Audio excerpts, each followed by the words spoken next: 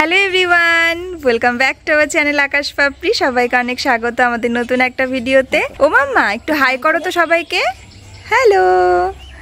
আর তুমি এখন সোনামার এখন হচ্ছে বাবার সঙ্গে টাইম কাটানোর সময়, ঘুরতে যাওয়ার সময়। হ্যাঁ, ও শুধু বাবাকে দেখে যাচ্ছে, বাবা কখন যাবে।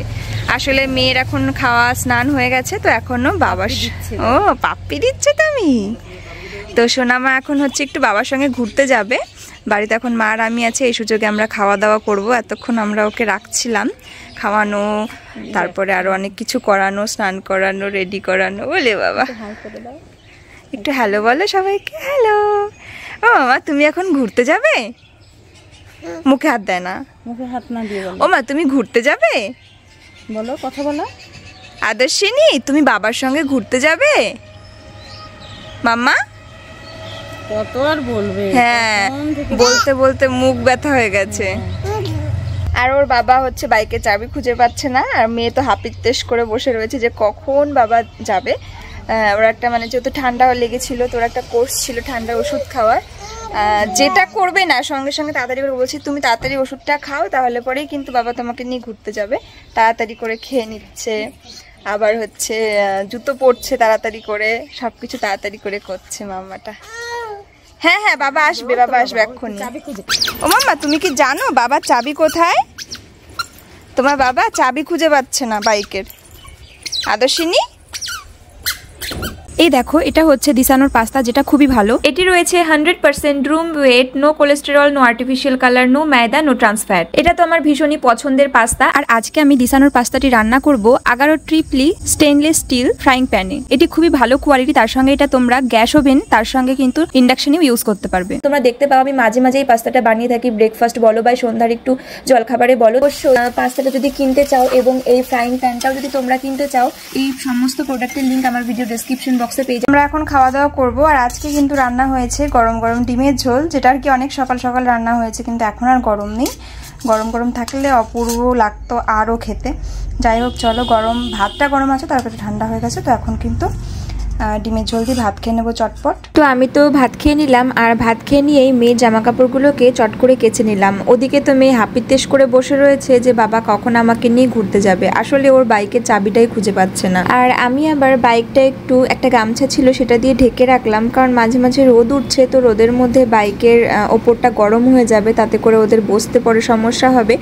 আর একটা ভুল করে বাবার কাছে চলে গেছে বাইকের চাবিটা। সেটা হচ্ছে মেয়ে যখন বাবার সঙ্গে খেলা করে মাঝে মাঝে, ও চাবি জিনিসপত্র নিয়ে খেলতে খেলতে বাবার ব্যাগে ঢুকিয়ে দিয়েছে। তো সেটাই পরে আমরা ফোনাফোনি করে জানতে পারলাম। তো এই নিয়ে তো হাসাহাসিও হলো। তো যাই হোক, বাবা এখন ফিরছে বাড়িতে, তো বাবা আসলে সোনামাকে নিয়ে তোমাদের দাদাভাই একটু ঘুরতে যাবে। আর আমি জামা কাপড়গুলো এখানে মেলে দিচ্ছি, তারপরে অন্য কাজও করব। আর আজকের ওয়েদারটা না খুব একটা বেশি কড়া রোদ নেই, একটু মেঘলা মেঘলা করছে, আবার রোদও আছে। তো যাই হোক, জামা কাপড়গুলো যেরকম কড়া রোদে শুকায় সেরকমভাবে শুকাবে না, একটু সময় লাগবে। আজকে হয়তো বা মেঘলা করলে নাও শুকাতে পারে। তো চলো একটু অন্য কাজে হাত দিই। দেখো আজকের পরিবেশটা, আকাশে মেঘ, অথচ সূর্য মামাও আছে। আর গরমটা খুব বেশি নেই, তবে মেঘলা মেঘলা রয়েছে। বেশ অন্যরকম, বেশ আবহাওয়াটা ভালোই লাগছে। তো মেয়ের আমি জামা কাপড়গুলো একটু ছড়িয়ে দিলাম।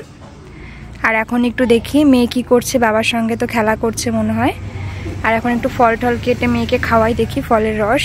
লেবু রয়েছে, বেদানা রয়েছে, আপেল রয়েছে। আর ওকে আমি এখন আর আপেল সেদ্ধ করে খাওয়াই না, পুরোটা বা অর্ধেকটা খেতে পারে না ঠিকই, কিন্তু ওকে পিস করে দিই স্লাইস, ও টুকটুক করে কামড়ে কামড়ে খায়। তো চলো, আপেল দেখলে মেয়ে এখন পাগল হয়ে যায়, খুব পছন্দ করে, কিন্তু যে অনেকটা পরিমাণে খাইছিল না, ওই জাস্ট একটা স্লাইস, ওই রকমই। চলো দেখি মেয়ে আর বাবা কি করছে। এটা কি দেখি তো না মা, চলো আমরা, দাদু এসেছে, দাদু। তো আজকে একটা কাণ্ড হয়েছে। কি হয়েছে বলো? আমি বলছি, আজকে যে তোমরা দেখতে পেলে মেয়েকে নিয়ে, ওকে দাও একটু কোলে না, ভুনি যাবে বাবা, ভুগাড়ি। চলো আমরা ভুজাই মা, ভুজাই মা। ও বাইরে যাওয়ার জন্য পাগল হয়ে গেছে মেয়েটা। হয়েছেটা কি? জুতো হয়েছে, এবার মনে হয় একটু শান্তি হবে। বাবা রে, ওর মনের মধ্যে আশা হয়ে সুপ্ত আশা। দেখো হাসি দিচ্ছে মেয়েটা। আসলে কি হয়েছে, হয়তো আদর্শিনী চাবি নিয়ে খেলছিল কালকে, আর বাবার ব্যাগে ঢুকিয়ে দিয়েছে মনে হয়। ও তো বসে বসে খেলে, আর বাবার ঘরে চাবি ছিল, বাবা বাইক তুলে চাবি রেখেছিল। গরম নেই তো? গরম আছে? দাঁড়াও দেখি, চশমা পরবে না, গরম। খুশি খুশি মা, টাটা করে যাও, টাটা করো একটু, এখানে একটু ফোনে টাটা করো। হবে, জিভ বের করে দিয়েছে, আসতে যেও।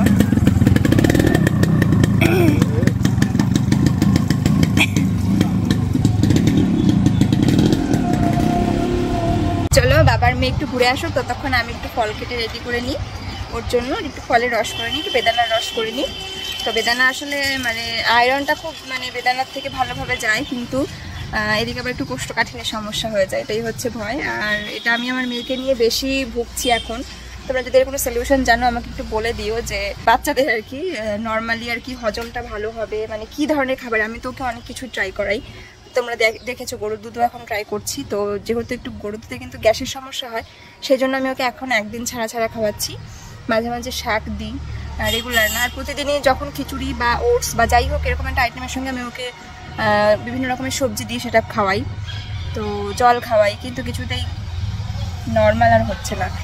তো এখন এই সমস্যাটা হচ্ছে, ছোটোবেলায় হতো না এরকম, মানে আরেকটু ছোটো যখন হতো সেরকম আর হতো না, সেই সময়টা হতো না, জোর করে পটিতে বসাতে হয়। ঠিক আছে, তো কি এমন একটা আইটেম আছে বা কি এমন একটা খাবার আছে, নিশ্চয়ই খাবারের জন্যই ওর ওই হজমটা ভালো হবে, পটি নরম হবে। তো এরকম কিছু জানলে প্লিজ তোমরা যারা বাচ্চার মারা আছো আমাকে একটু সাজেশন দিও, আমিও তাহলে ট্রাই করে দেখবো। দেখো এখন বাজে হচ্ছে সময় 4:50, আর এদিকে কিন্তু বাইরে শুরু হয়েছে বৃষ্টি, খুব মেঘ করেছিল, যথারীতি বৃষ্টিও হয়েছে,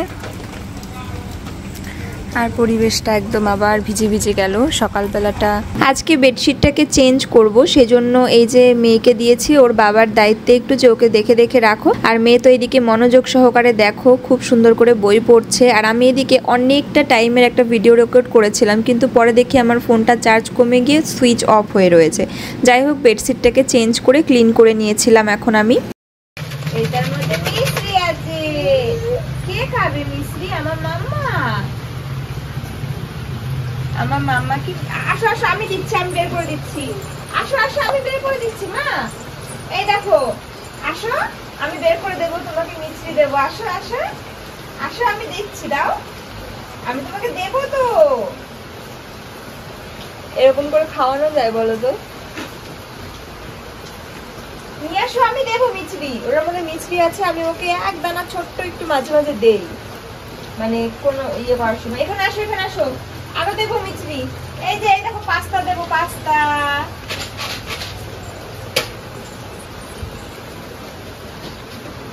বাবা খাবে, বাবা খাবে, আসো আসো। মিষ্টি খাবে? দাঁড়াও আমি দিচ্ছি, আমি দিচ্ছি, এ নাও এ নাও, হ্যাঁ করো। ভালো ভালো খেতে মা মিষ্টি, আর একটা মিষ্টি খাবে? নাও, এটা খেলেই মিষ্টি দেবো। আজ সকাল সকাল একটা অনেক বড় দুর্ঘটনা ঘটে যাচ্ছিল আমাদের বাড়িতে। একটা কথা আছে না, বাঘের দেখা আর সাপের লেখা, তো ঠিক এইরকমই একটা কথা যেটা আজকে আমাদের বাড়িতে খাটলো। সেটা হচ্ছে বাবার আজকে একটা বড় দুর্ঘটনা ঘটে যেত, কিন্তু বাবার সেটা ভাগ্যে নেই জন্যই আমরা বেঁচে গেছি। তো এই যে একটা প্রাণী দেখতে পাচ্ছ, এটা হচ্ছে একটা গোকরো সাপের বাচ্চা। বাবা সকালে কাজ করছিল, আমাদের রাস্তাটা চড়া করছিল, এই ইটগুলো দিয়ে সেই কাজে লাগাচ্ছিল, তো সেখানেই এই প্রাণীটা ছিল। তো ওটা দেখার সঙ্গে সঙ্গে তৎক্ষণাৎ কিন্তু আমাদেরই পাড়াতে তোমাদের দাদা ভাইয়ের একটা বন্ধু আছে যে স্নেক রেস্কিউ করে, তো ওকে কল করা হয়, এবং যাতে তাড়াতাড়ি আমাদের বাড়িতে আনা যায় তার জন্য ওকে তোমার দাদাভাই নিতেও এসেছিল ওর বাড়িতে। তো ওদেরই বাড়ির এই টিয়া পাখিটা, তাই তোমার দাদাভাই একটু ভিডিও রেকর্ডও করেছে। তো ওকে এনে দেখে যে সাপটা কিন্তু আর বেঁচে নেই, আর তার কারণ হলো যে এই ইটের মধ্যে কিন্তু ইটের চাপাতেই ওর মাথাটা থেতলে যায়। মানে এখানে কয়েকটা ইট সাজানো ছিল, যেগুলো কিন্তু বাবা তুলে তুলে রাস্তাটা চওড়া করছিল আমাদের এখানেই, মানে একদম রাস্তার পাশেই এটা রাস্তাটা চওড়া করছিল, যাতে গাড়ি বা বাইক টাইক যেতে সুবিধা হয়। আর তোমরা জাস্ট একবার দেখো, সাপটাকে দেখে তোমাদের কি মনে হচ্ছে। এটা এমনই এক সাপ যেটার এক ছোবলে ছবি হয়ে যেতে কিন্তু খুব বেশি সময় লাগে না। তো আমার তো দেখেই জাস্ট গাটা শিউরে যাচ্ছে, বিশেষ করে এই ফনার পিছনের মানে ছাপটা দেখো, তাতেই বুঝতে পারছো এটা মানে কি সাপ। আর আমাদের এই যে রাস্তাটা পাশে দেখতে পাচ্ছ নতুন যে কালারের ইটটা, ওই ইটগুলোই বাবা দিয়ে রাস্তা চওড়া করছিল, আর তারই মধ্যে এই সাপটা ছিল লুকিয়ে। তো আমরা কখনোই কিন্তু সাপ মারি না, ওকে উদ্ধার করা হতো এবং ওর যথাযথ জায়গায় ছেড়ে দেওয়া হতো, কিন্তু যাই হোক এই ইটের চাপাতে কিন্তু ওর মাথাটা থেতলে গিয়েও মারা যায়। তো এখানে আমি মেয়ের জন্য খাবারের জল ফুটতে দিলাম, আর তোমার দাদা ভাইয়ের জন্য ভাত নিয়ে আসলাম। আর এখানে রয়েছে উচ্ছে ভাজা, মাছ ভাজা, আর রয়েছে ডাল। ডালটা কালকের, ও মাছ ভাজার ডাল দিয়েই খাবে বলছে। এ মা, তোমার জন্য আনলাম, কেন খাবে না?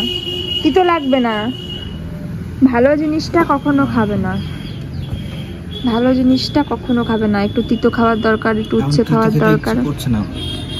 ইচ্ছা করে কখনো, রোদ হলো গরমের মধ্যে বসে একটু উচ্ছে ভাজা দিয়ে পেঁয়াজ দিয়ে খেলাম, ঠিক আছে। আর এত মোটা মোটা উচ্ছে ভাজা ভালো লাগে না। আমি তোমার জন্য মানে যেটা সরু সব থেকে সেটাই বেছে নিয়ে এসেছি, সরু। আর ঠিক আছে, আমি এখন এটা খাবো না, আমি এখন মাছ ভাজা দিয়ে খাবো, একটু ডাল দিয়ে খাবো। ঠিক আছে, তরকারিও আছে, এটা ভেবো না মাছ ভাজা আর কালকের ডাল, তরকারি আছে আলু আর ঝিঙে দিয়ে, কিন্তু ও ওটা এখন খাবে না। আমার শরীর আজকে বিশাল লাগছে, আমি মানে এখানে শুলাম তো এখানে ঠাস মানে ঘুমিয়ে যাবো। হ্যাঁ, বিশাল ক্লান্ত লাগছে। তো এই যে আমি মাছের ঝোলটা ওর জন্য নিয়ে আসলাম, কারণ ডালটা কম আছে, দুটো মাছ খাবো একসঙ্গে, যেটা তোমার জন্য উচিত নয়।